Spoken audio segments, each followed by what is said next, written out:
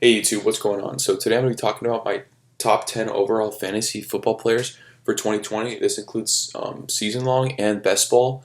You can pretty much use this list for half PPR and football PPR. And so yeah, so my first number one player, of course, pretty much everyone's player is Christian McCaffrey.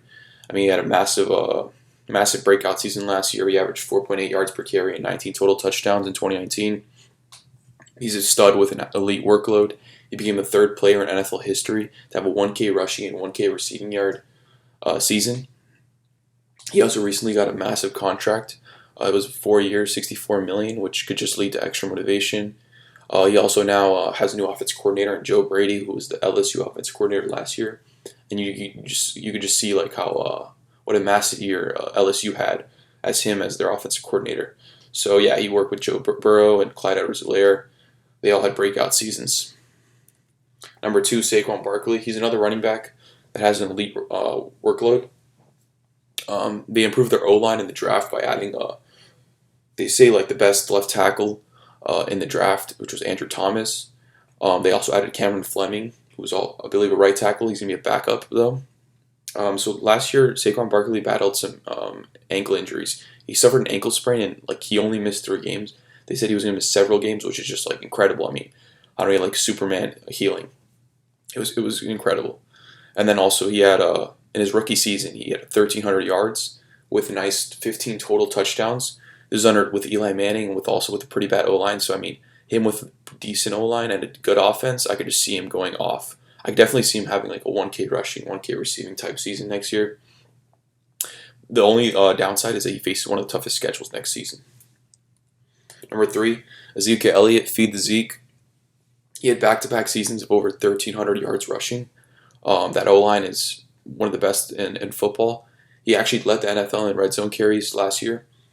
Now, they were the number one overall offense actually last year, and I believe they should improve this upcoming season with the addition of Mike McCarthy as their head coach, and they added CeeDee Lamb. Just more yards, definitely more red zone carries for Zeke.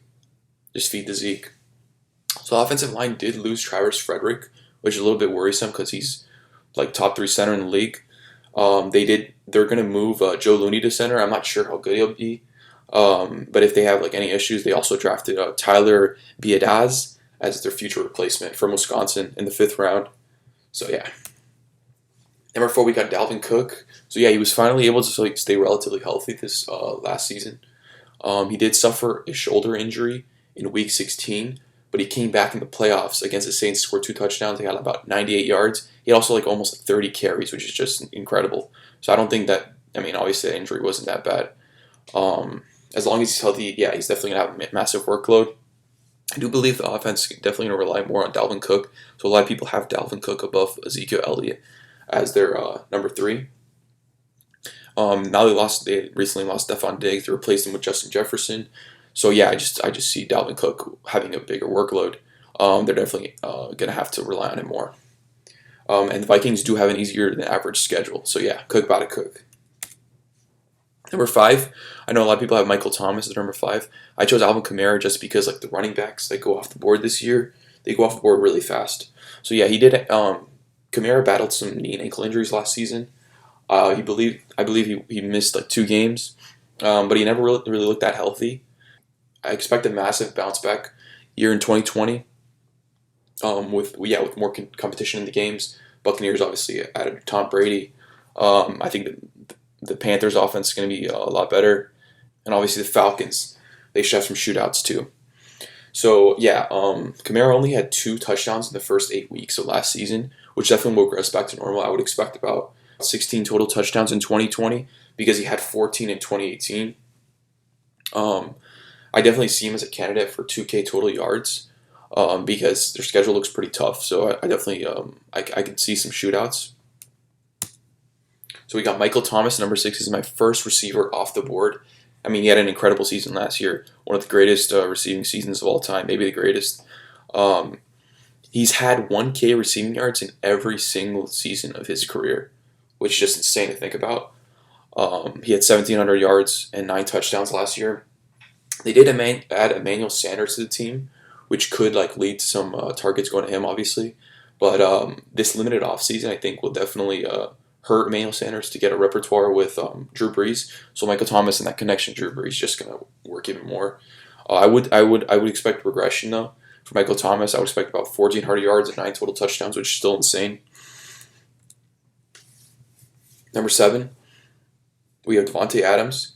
So yeah, he's very close to being my number 1 overall receiver just because the way that the Packers drafted, they didn't add anyone in the draft really until like the 4th round or something, like a tight end. And so there's not really any competition for targets. They did add Devin Funchess, but that contract was about like $1 million or something. So it's nothing major. And yeah, so there's really no competition for targets.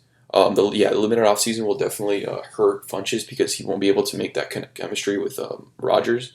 So I could see if Lazard and Devontae Adams being their starters, along with maybe Marquez Valdez-Scantling. Devontae could easily lead the league in targets, and I actually like him as a long shot to win Offensive Player of the Year. You can get him like, I don't know, 50-1 to win, or 60-1 to win Offensive Player of the Year. And then yeah, Devontae Adams did suffer a toe injury last year, which did hurt, and it didn't really look like he ever fully recovered. So yeah, I would project him for about 1,400 yards and 8 touchdowns next season. At number 8, we have Derrick Henry, the Beast. King Henry, he ran for 1,540 yards last season and 16 touchdowns. The entire offense, simply relies on Derrick Henry. They feed the Beast. They have a top 3 easiest rushing schedule. That's why I ranked them above like Joe Mixon and Miles Sanders. The only problem with him, like in PPR, he doesn't really catch many passes. But the whole offense really just relies on him. The loss of Jai Conklin will hurt a bit, but they replaced him with Isaiah Wilson, who was a first-round pick from Georgia, an offensive tackle. So that should help. His touchdowns may regress, but I definitely still see like an incredible year for King Henry. Number 9, we got Joe Mixon. He's my number 7 running back overall. This offense will definitely improve. They added Joe Burrow, obviously, first overall pick. AJ Green is expected to come back. And they also have Jonah Williams. He's finally going to make, he was, I believe, their first round pick from Alabama last year, an offensive tackle. So he's definitely going to help the O-line. Joe Mixon, he's been good ever since he got drafted. He's had back-to-back seasons with over 1K rushing yards. I would project about 1,200 rushing yards, 400 receiving yards, and 13 total touchdowns with this improved offense. Bengals do play in one of the toughest divisions. You got the Steelers, Ravens. These are all like top 10 defenses, and the Browns too. And then Mixon has considered sitting out, which is kind of lowered his stock. But I still do believe that they're going to get a contract negotiation done. And so he's ultimately going to be the starting running back.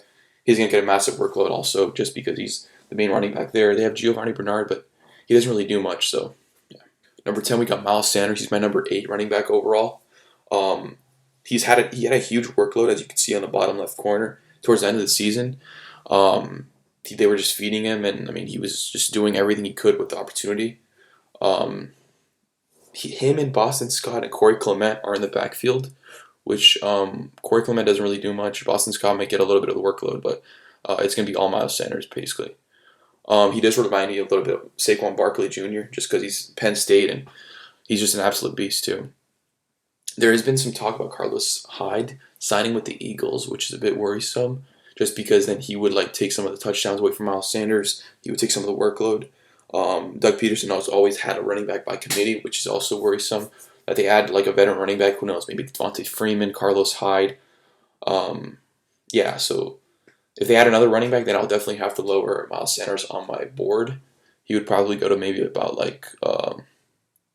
12 or 13. So yeah, thank you guys for watching. This is my first YouTube video. Please like and subscribe if you can. Leave comments down below. Thank you.